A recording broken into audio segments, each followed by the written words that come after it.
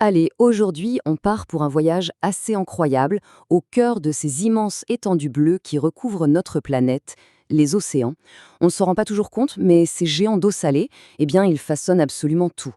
Notre climat, notre histoire et bien sûr notre avenir. Alors, explorons ensemble ce qui les rend si uniques. On a tous appris ça, l'océan Pacifique, l'Atlantique, l'Indien, l'Arctique et puis l'Austral. Ça fait 5 océans, 5 noms bien distants. Mais la question qu'on va se poser est la suivante. Est-ce que ce sont vraiment des entités séparées ou est-ce que, en réalité, ce sont juste les différentes facettes d'un seul et unique système planétaire? C'est un peu le fil rouge de notre discussion aujourd'hui. Bon, on commence notre exploration et on commence fort avec le mastodonte, le géant de la planète, l'océan Pacifique. Alors son nom est un peu trompeur, parce que s'il évoque la paix, sa nature, elle est, disons, beaucoup plus agitée. C'est une force de la nature, une vraie puissance titanesque. Pour se faire une idée de son immensité, il y a un chiffre qui dit tout. 30%. Voilà. Le Pacifique, à lui tout seul, il couvre presque un tiers de la surface totale de la Terre. C'est plus que toutes les terres émergées réunies, si on les mettait côte à côte. C'est juste colossal. Difficile même de se l'imaginer. Et cette grandeur, attention, elle n'est pas juste en largeur, non, c'est aussi un océan de profondeur, mais vraiment vertigineuse. C'est là, dans le Pacifique, qu'on trouve la fameuse fosse des Mariannes, le point le plus profond de toute la planète. Un monde de pression et d'obscurité totale absolument fascinant. Forcément, une taille pareille, ça implique une puissance phénoménale.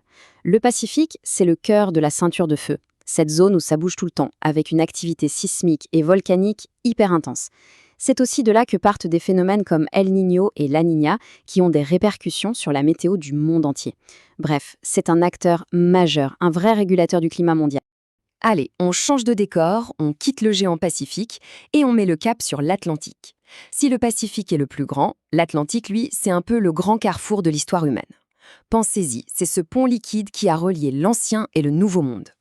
Et c'est justement à cause de ce rôle d'autoroute historique qu'il est aujourd'hui l'océan le plus étudié au monde.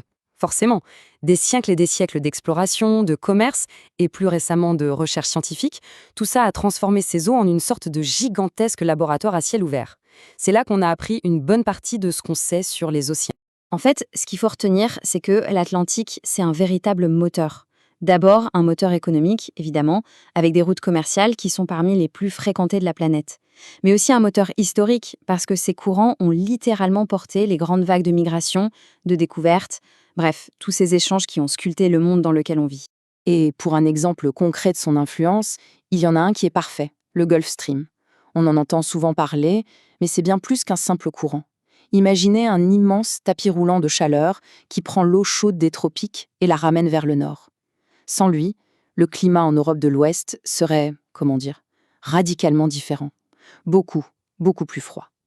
C'est l'illustration parfaite de comment un truc qui se passe dans un océan peut changer la vie à des milliers de kilomètres de là.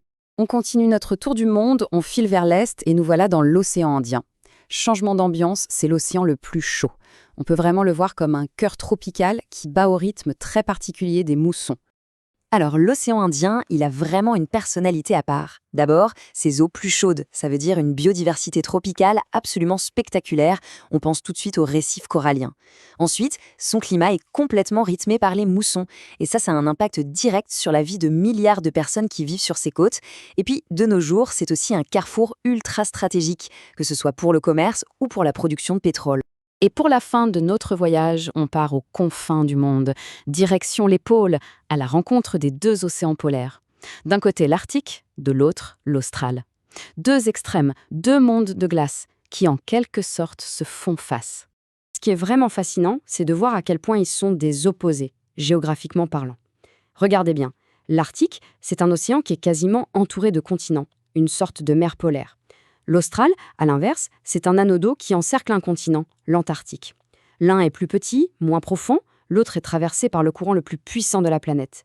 Et pourtant, malgré toutes ces différences, ils partagent une terrible fragilité face au réchauffement climatique. Mais au-delà de tout ça, ils ont un rôle en commun, et il est vital. Ce sont les gardiens de notre climat. Pensez à la banquise de l'Arctique. C'est comme un miroir géant qui renvoie la chaleur du soleil vers l'espace. L'océan austral, de son côté, c'est une véritable éponge à CO2. Il en absorbe des quantités astronomiques. Donc leur état de santé, eh bien, il est directement lié à l'équilibre climatique de la planète entière. Voilà, ce tour du monde nous a permis de voir 5 visages, 5 personnalités bien distinctes. Le géant, le carrefour, le cœur tropical, les extrêmes. Mais maintenant, après tout ça, il est temps de revenir à notre question du début.